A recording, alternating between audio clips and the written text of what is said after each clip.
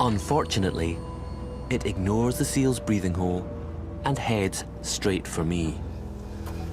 She's coming closer and closer. Oh my God. The bear's nose is thousands of times more powerful than mine.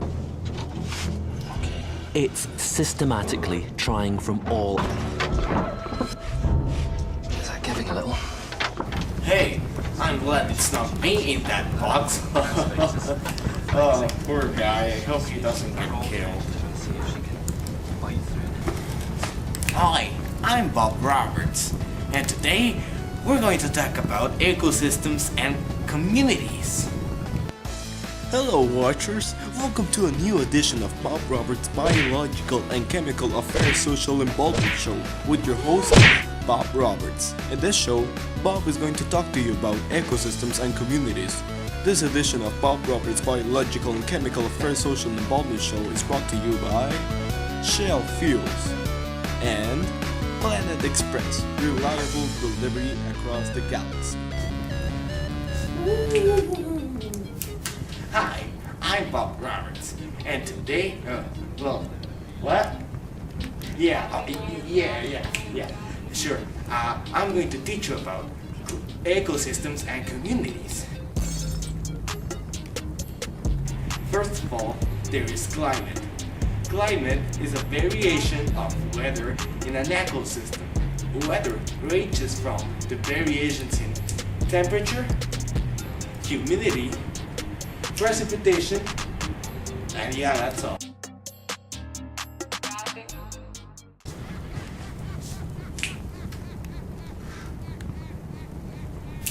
A niche, or niche, whatever. A niche, it's variables that let an animal survive in its ecosystem. This is the variations that an animal needs to survive, whether it's tolerance, resources, or even, I don't know, reproducing, I guess. And then there is competition. This is when two animals fight each other for resources, like this.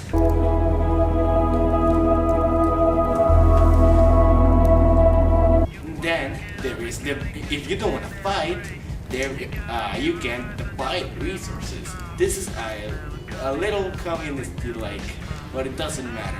It's efficient and it works. See this example right here.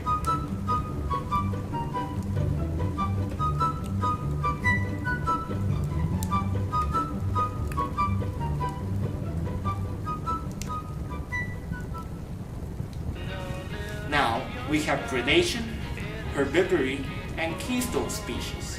A predation is where you have a predator and a prey, an eater and an eaten. Here with an example. Then, we have what is that? What does that say? Herbivory. Herbivory is when you have a plant and someone who eats the plant, like this. Now, as you can see from this graph, prey and predators go hand in hand, because if you eat a lot of bunnies, then there won't be enough foxes to eat them. Like, it's like proportion. Then we have keystone species. A keystone species is one that is vital to its ecosystem. Whether it's a bee that pollinates or a beaver that breaks the flow of rivers so it can gather water for everybody else.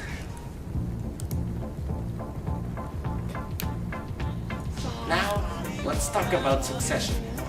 A succession is when an area or an ecosystem grows over time and develops life and sustainability of life, like this.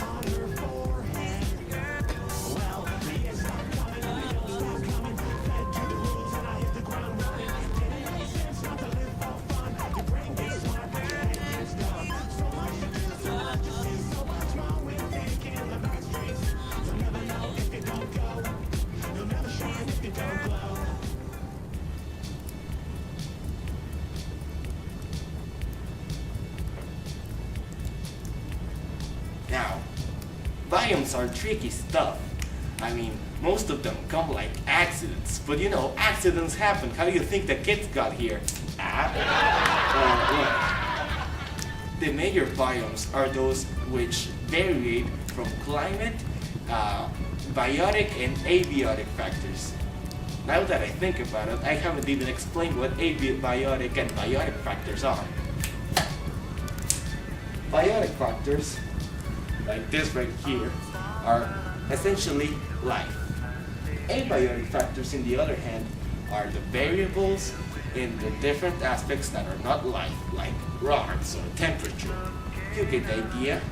To define a biome, we need to look at a different place where biotic, abiotic factors are shared, like the same kind of animals live there, or the same kind of temperature is prominent in that area. That is a biome. Now I'll go through some biomes. Tropical rainforest, tropical dry forest, tropical grassland, savanna, desert, temperate grassland, temperate woodland and shrubland, temperate forest, northern coniferous forest, boreal forest, and tundra. Those are all the biomes that are out there. Okay, aquatic ecosystems are those prominent in, you guessed it, the water. Water is essential for life, but it not only makes life happen, it also harbors life. This we see it when the little fishes swim about. But how do the fishes just go into the water, and how does that work? Okay, I'm gonna explain that to you. Look at this clip right here. Now that you've seen that, can you tell me how does Nemo, how does Nemo live with the else of the other fishes? I mean, how does it work? Well, it works in a simple way. Condition underwater is dependent on the sunlight it gets. Photosynthesis comes from the sunlight, obviously. So plants and algae need to photosynthesize close to the surface of the water, so enough sunlight reaches them, like this. Good morning. Usually the water here is clear and blue at Bathtub Beach, but it's got a little bit of a greenish tint. And let me show you what this stuff looks like up close. Inside you can see some of those green globules floating around, and this algae is dangerous to people. That's why many of the beaches around here will be closed for